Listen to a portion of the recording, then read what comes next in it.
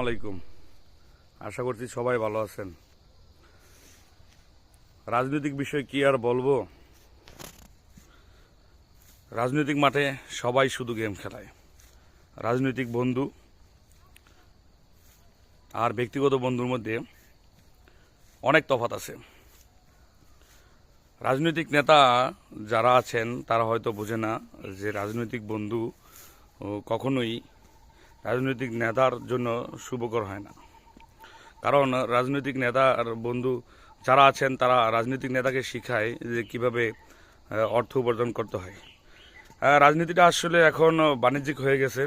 আর অপরের কল্যাণের জন্য যে রাজনীতি আগে নেতারা করে থাকতো, তারা হয়তো এখন আর এই রাজনীতিকে অপরের কল্যাণের জন্য রাজনীতি এখন আর কেউ করে না। অর্থ উপার্জনের জন্যই করে, কিন্তু অর্থ উপার্জনই এই সবচেয়ে বড় বিষয় নয়।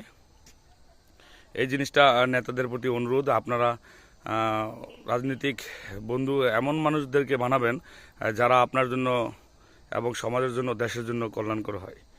রাজনৈতিক বন্ধু আর ব্যক্তিগত বন্ধুর মধ্যে এই জায়গাটাই তফাৎ। ব্যক্তিগত বন্ধু আপনাকে শিখাবে কিভাবে সম্মানের সাথে সুনাম অর্জন করা যায় এবং মানবতার কল্যাণে নিজেকে নিবেদিত করা যায়। আর রাজনৈতিক বন্ধুরা শিখাবে কিভাবে অর্থ উপার্জন করা যায়। অর্থ উপার্জন করে একসময় দেখবেন আপনি ঠিকই আপনার সুনাম নষ্ট করছেন, কিন্তু আপনার যে রাজনৈতিক বন্ধু ছিল সে কিন্তু আপনাকে সম্মান নষ্ট করে দিয়ে সে কিন্তু নেতা হওয়ার চেষ্টা করবে। এটাই বর্তমান চলমান। সুতরাং আমরা রাজনৈতিক বন্ধু ও ব্যক্তিগত বন্ধুর মাঝে যে তফাৎটা আছে এটা উপলব্ধি করে জীবনকে পরিচালনা করব।